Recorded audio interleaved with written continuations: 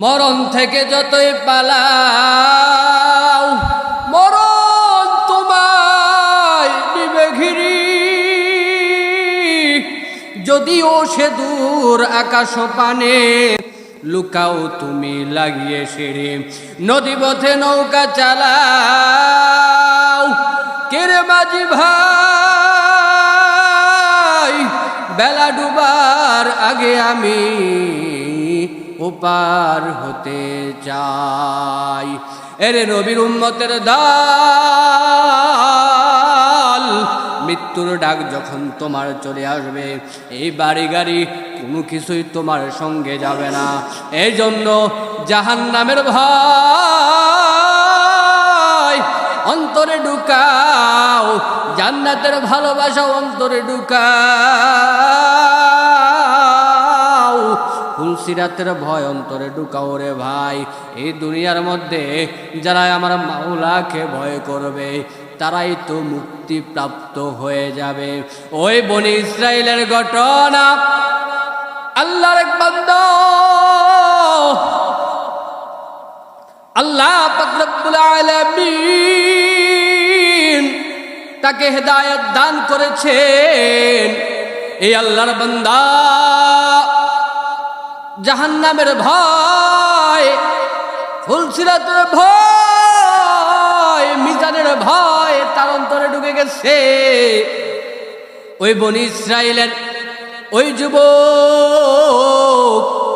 তার সন্তানদেরকে ডাক দেয়া বলে, ও আমার সন্তানেরা, আমি যদি মরিয়া যাই আমার লাশটা তোমরা জ্বালাইয়া পুরাইয়া ফেলবা, আমার লাশটা তোমরা জ্বালাইয়া পুরাইয়া ফেলবা, আমার লাশটা তোমরা কাফন দাফন করবা না, আমার লাশটা জ্বালাইয়া পুরাইয়া ছাই করে ফেলবা। আমার লাশটা জ্বালাইয়া পুরাইয়া ছাই করার পর যেই ছাইটুকু হবে এই ছাইকে দুই ভাগ করবা। এক ভাগ ছাই ওই জমিনের মধ্যে ওই পানির মধ্যে বাসাইয়া দিবা, আরেক ভাগ ছাই আকাশের মধ্যে উড়াইয়া দিবা। এইভাবে ওই বনি ইসরাইলের যুবক সন্তানদেরকে এইভাবে যখন ওসিয়ত করতেছে সন্তানেরা ডাক দিয়া বলে, আব্বা জান, আপনি তো সমাজের ধনাঢ্য ব্যক্তি, আপনি তো সমাজের নামি দামি ব্যক্তি, সবাই আপনাকে ভয় পায়। এখন আপনাকে যদি আমরা জ্বালাইয়া পোড়াইয়া ফেলি তাহলে তো এটা আমাদের জন্য বেয়াজ্জতি হবে রে আব্বাজান। ও আব্বাজান, আপনি কেন আমাদেরকে এই ওসিয়ত করতেছেন? এমন ওসিয়ত করার কারণ কি? এবার ওই যুবক ডাক দিয়ে বলে, রে সন্তানেরা তোমরা শুনো, আল্লাহ পাক রব্বুল আলামিন আমাকে অর্থ সম্পদ দান করেছে, আল্লাহ পাক রব্বুল আলামিন আমাকে টাকার মালিক বানাইছে, গাড়ির মালিক বানাইছে, আল্লাহ পাক রব্বুল আলামিন আমাকে অর্থ সম্পদের মালিক বানাইছে। এই টাকা পয়সা অর্থ সম্পদ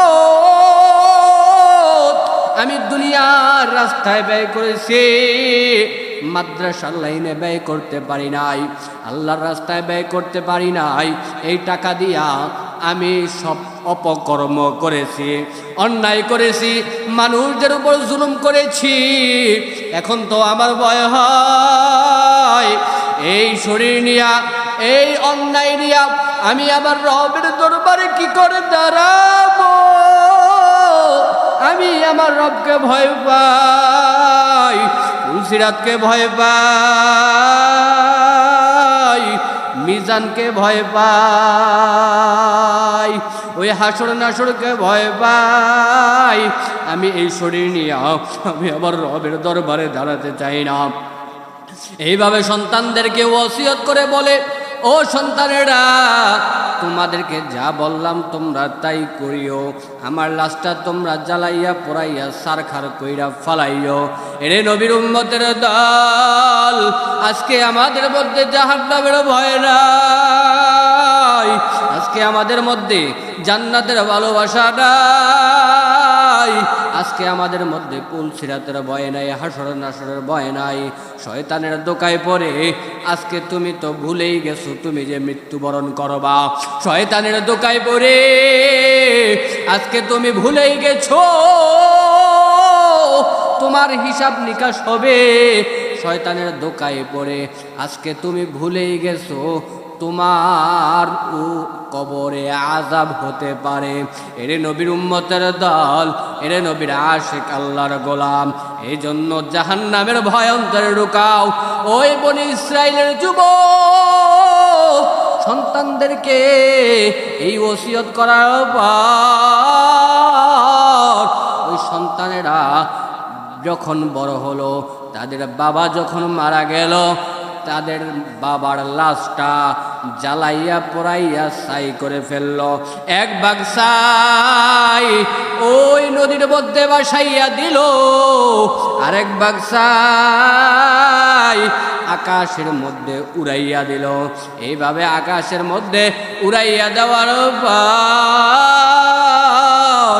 নদীর মধ্যে ভাসাইয়া দেওয়ার পর, এরে নবীর আশিক আল্লাহর গোলাম, যে আল্লাহ পাক রব্বুল আলামিন আমাদেরকে সৃষ্টি করেছেন, সেই আল্লাহ পাক রব্বুল আলামিন পুনরায় এই ছাই থেকে মানুষ বানানো সম্ভব। আল্লাহ পাক রব্বুল আলামিন ছাইকে অর্ডার করলেন, ও ছাই তুমি আবার পুনরায় শরীরের এর আকৃতি ধারণ করো। শরীরের আকৃতি ধারণ করলো। আল্লাহ পাক রব্বুল আলামিন ওই বান্দাকে আবার রূহ দিয়ে জীবিত করলেন। এবার আল্লাহ পাক রব্বুল আলামিন ওই বান্দাকে প্রশ্ন করে, ও আমার বান্দা, তুমি কেন তোমার সন্তানদেরকে এমন ওসিয়ত করলা? এমন ওসিয়ত করার কারণ কি? এবার ওই বান্দা ডাক দিয়া বলে, ও দয়ার মালিক, আমি তো জাহান্নামকে ভয় পাই, আমি তো জাহান্নামকে ভয় পাই। ও আল্লাহ, আমি পুলসিরাতকে ভয় পাই। ও আল্লাহ, আমি মিজানকে ভয় পাই। ও আল্লাহ, আমি হাসুর নাসুরকে ভয় পাই। ও আল্লাহ, এই আখিরাতের প্রত্যেকটা কর্মকে আমি ভয় পাই রে আল্লাহ। ও আল্লাহ, দুনিয়াতে থাকা অবস্থায় অন্যায় করলাম। ও আল্লাহ, দুনিয়াতে থাকা অবস্থায় অবিচার করলাম। ও আল্লাহ, দুনিয়াতে থাকা অবস্থায় কত জুলুম করলাম, কত মানুষের হক মেরে খাইলাম। ও আল্লাহ, এই ভয় আমার মধ্যে ঢুকে গেছে,